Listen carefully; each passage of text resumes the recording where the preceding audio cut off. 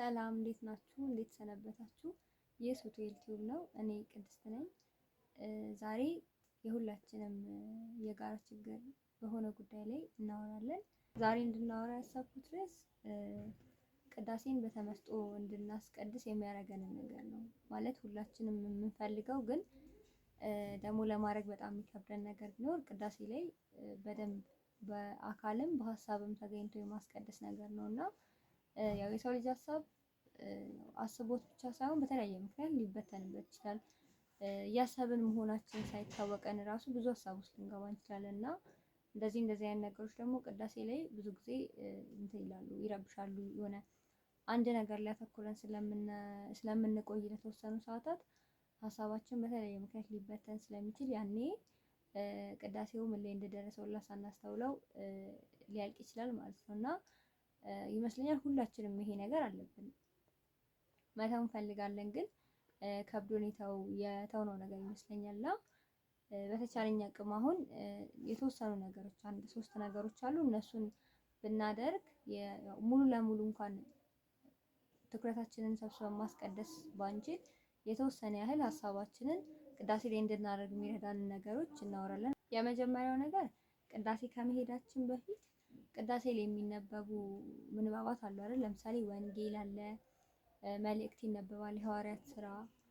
እነዚህ የሚነበቡ ነገሮችን ብንችል የዕለቱን ቅዳሴ ማለት ከ14ቱ ቅዳሴ የትኛው ቅዳሴ እንደሚቀደስ አውቀን ከዛ ከነሱ እያንዳንዱ የሚነበቡትን ምንባባት ቀድመን አንብበን ብንሄድ፣ በተለይ ደግሞ የወንጌልና የመልእክት እንዲሁም የሐዋርያት ስራ የሚነበብ ጊዜ አጭር ነው፣ ለረጅም ሰዓት የሚቆይ ነገር አይደለም። ትንሽ ደቂቃ ነው የሚነበበው እና በዛ ሰዓት ሀሳባችን እንዳይሰረቅ ቀድመን አንብበነው ከሄድን የምናውቀው ነገር ሲነበብ ያው ትኩረታችን የምናውቀው ነገር ላይ ሲሆን ትንሽ የመሳብ ነገር ይኖራል እና የምናውቀው ነገር እንዲሆንልን ቀድመን አንብበን ብንሄድ እና ይሄንን ደግሞ ማግኘት የምንችለው ያው መጽሐፈ ግጻዌ ነው። አብዛኛው ጊዜ ቤተክርስቲያናችን የምትጠቀመው መጽሐፈ ግጻዌ ያው የቤተክርስቲያናችን የየዕለት 365 ቀኑን ሙሉ ያላትን የበዓላት ቀንም ቢሆን የሁሉንም ቀን ብቻ የወንጌሉን፣ የቅዳሴውን፣ የማህሌቱን የሁሉንም እንትኖች የመጽሐፍ ቅዱስ ክፍሎች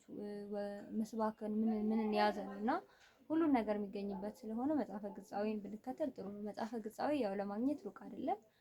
ያው ሰርች ብታረጉ ጎግል ላይ እንኳን መጽሐፈ ግጻዌ ብላችሁ ሰርች ብታረጉ ፒዲኤፍ ይመጣላችኋልና የየቀኑ አለው የ365 ቀኑ ሙሉ ስላለ እነሱን እየተከተልን ዛሬ የሚቀደሰው ቅዳሴ የሚነበበው ወንጌል የሚለውን ነገር አይተን ልንመጣ እንችላለን። ግን ደግሞ በዓላት ሲሆኑ ሜቢ ሊቀየር ይችላል። ከበዓሉ ጋር ተያያዥ ነገር ሊደረግ ስለሚችል ቴሌግራም ላይ የተለያዩ እንትኖች ቻናሎች አሉ እና እነዛ ቻናሎች የዕለቱን ምስባክ አሁን ለምሳሌ የአብይ ጾም ወቅት የዘወረደ ምስባክ፣ የሰኞ ምስባክ፣ የማክሰኞ ምስባክ እያለ የምናገኝባቸው ቻናሎች አሉ።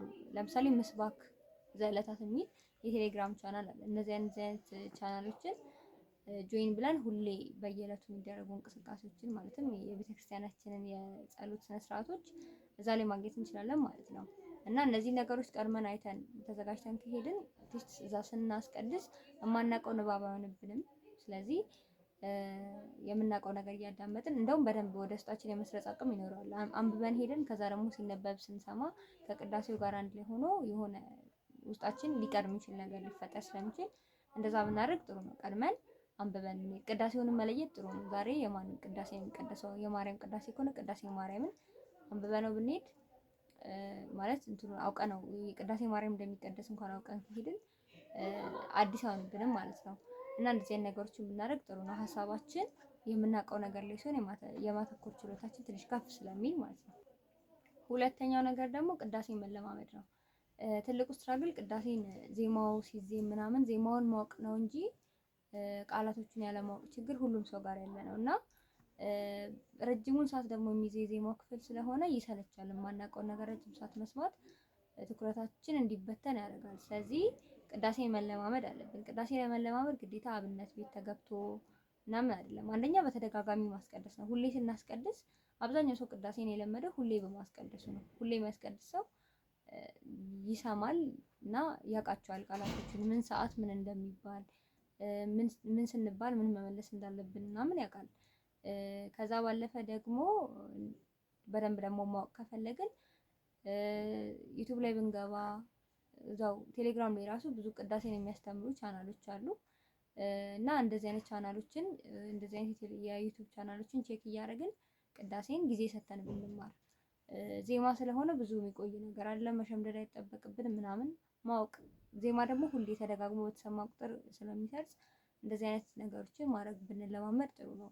ምክንያቱም ያው ስናዜም አብረን ስንል ሲሉ ስንመልስላቸው እኛም ደስ ስለሚለን እና በደንብ የቅዳሴ አካል የሆነን ስለሚመስለን ተመስጠን የማስቀደስ አቅማችን ከፍ ሊል ይችላል ማለት ነው። ስለዚህ ቅዳሴን ለመማር ጥረት ማድረግ አለብን ማለት ነው። ሶስተኛው የቅዳሴን ስነ ስርዓት ማክበር ነው። የቅዳሴን ስነ ስርዓት ማክበር ማለት በቃ አላ ቅዳሴ ላይ አታድርጉ የሚባሉ ነገሮችን አለማድረግ ነው። አለመንቀሳቀስ፣ የሆነ አጠገባችን ካለ ሰው ጋር አለማውራት።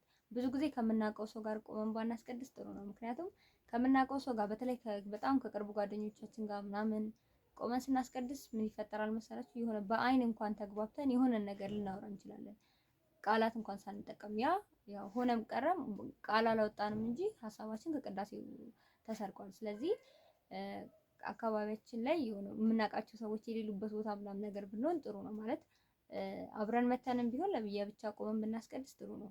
በደንብ ማተኮር እስክንለምድ ድረስ ማለት ነው። ከለመድነው በኋላ እንኳን ችግር የለም፣ ግን እስክንለምድ ከማናውቀው ሰው ጋር ቆመን ስናስቀድስ ይሻላል። አትሊስት አናዋራውም ያን ሰው። ለዛ እንደዛ ብናደርግ ጥሩ ነው።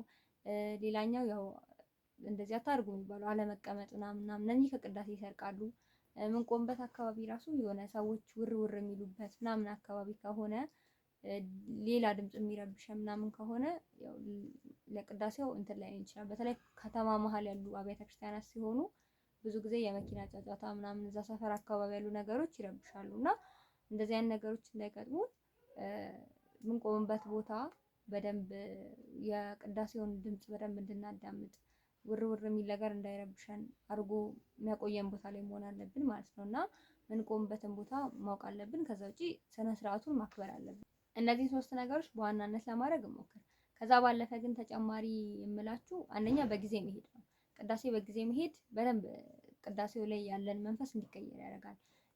ወደ መሀል ምናምን ስንሄድ ብዙ ጊዜ የሆነ የድካም ስሜታችን ራሱ የሚታወቀን የዛኔ ነው። ግን በጊዜ መተን ሰው አህዱ ከመባሉ ምናምን በፊት ከሰዎች ጋር በጊዜ መተን ምናምን ሲሆን የሆነ ኢነርጂ አለን በደንብ አተኩረን ለማስቀደስ ማለት ነው። ስለዚህ በጊዜ ሄደን የቅዳሴው አካል ሆነን ያው ቅዳሴው ማንኛውም ምዕመን በጊዜ መሄድ አለበት። ግን ያው ከአቅም በላይ ከሆነ ምክንያት ማስተቀር ሁሉም ሰው በጊዜ መሄድ አለበት። ስለዚህ እኛም ምክንያቶቻችንን ለማቃለል ሞክረን በጊዜ መሄድ ተለማምደን ከዛ የቅዳሴው አካል በጊዜ መሆን አለብን። ከዛ በኋላ ቢያንስ ነገም ከነገ ወዲያም እያልን የሆነ በየቀኑ የምናስቀድስ ሰዎች ስንሆን ለምሳሌ የፍልሰታ ጾም በየቀኑ አይደለም የምንሄደው፣ ክረምት ስለሆነ አብዛኛው ሰው በየቀኑ ይሄዳልና የዛኔ እንደዚህ በምናደርግበት ሰዓት ሁሌ ስንሄድ ቅዳሴው የቱ ጋር ምን እንዴት እንደሚደረግ እየለመደው እንመጣለን ማለት ነው። ለቅዳሴው እንግዳ አንሆንም። ስለዚህ በጊዜ መሄድ አንዱ የሚጠቅመን ነገር ነው ለማተኮር። ሁለተኛው ነገር ደግሞ እንደ ተጨማሪ ነገር እኛ ራሳችን ሀሳባችን ለመገደብ መሞከር አለብን። አይምሮ ሀሳብ አመጣና አይታሰብም። ሀሳብ ስለመጣ አይታሰብም። የሆነ ሀሳብ ለረጅም እስክንተኛ እንኳን የሆኑ ሀሳቦች በጣም ብዙ አይነት ሀሳቦች ይመጣሉ ወደ አይምሯችን። ግን እኛ ያው እንቅልፍ የሚወስደን በእነዛ ሀሳቦች እየተመላለሱ ባሉበት ሰዓት አይደለም። ስለዚህ እኛም በቅዳሴ ሰዓት የሆነ እንደዚህ አይነት ነገሮች አይምሯችን ላይ በሚመላለሱ ሰዓት ትኩረት ሳንሰጥ ወይንም ወደ ሀሳቡ ጠልቀን ሳንገባ ሀሳቡ ይመጣል። ከዛ ሀሳብ አይቆምም። ወይዘው እንዴ ትኩረት ሰጣችሁ ካላሰባችሁት በስተቀር ይመጣል፣ ከዛ ይቀየራል፣ ሌላ ሀሳብ ይመጣል። እንደዛ እያለ ነው የሚቀጥለው። ስለዚህ ሀሳብ ውስጥ ጠልቀን ሳንገባ እዛው ባለበት ሀሳቦቹ የተቆራረጡ፣ እኛ ግን በተቻለን አቅም ጆሮአችንን፣ አይናችንን ሁሉ ነገር ማድረግ ያለብን ወደ ቅዳሴው ነው። ቅዳሴ ያው አምስቱ የስሜት ሕዋሶቻችን የሚያስቀድሱበት ነው አይደለ? ቤተክርስቲያን እንደምትለን ማለት ነው። አይናችን ያስቀድሳል፣ በአፋችን ተሰጥኦ እንመልሳለን። አይናችን የካህናቱን እንቅስቃሴ ያያል፣ ጉልበታችን ዝቅ ብሎ ይሰግዳል፣ እጣኑን እናሸታለን፣ እጆቻችን ይዳስሳሉ። እነዚህ ሁሉ አምስቱም የስሜት ሕዋሳቶቻችን መስዋዕት የሚሆኑበት ሰዓት ስለሆነ በእነዚህ አምስቱ የስሜት ሕዋሶቻችን ተሰብስበን እኛ ራሱ ወደ ቅዳሴው መሆን አለብን ማለት ነው። እግዚአብሔርም ደግሞ ይረዳናል።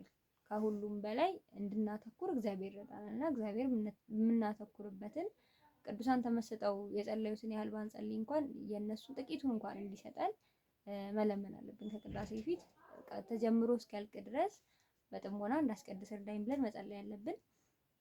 በተቻለን አቅም እነዚህ ነገሮች አድርገን አሁን ያለውን ሰፊውን የአብይ ጾምን እንደዚህ እያስቀደሰን እንልመድ። ከዚህ በኋላ ለሚመጡ ጾም የሰንበት ቅዳሴም ቢሆን ሌሎች የቅዳሴ ጊዜ ስንሄድ አይከብደንም ማለት ነው ለማስቀደስ። ስለዚህ ራሳችንን በተመስጦ እግዚአብሔር ፊት ለመቆምና ለማምደው የዛሬ ሀሳባችን ይሄንን ይመስል ነበረ። ቪዲዮን ከወደዳችሁት ላይክ አድርጉልኝ እና ቻናላችንን ሰብስክራይብ በማድረግ ቤተሰብ ይሁኑ። ሰላም።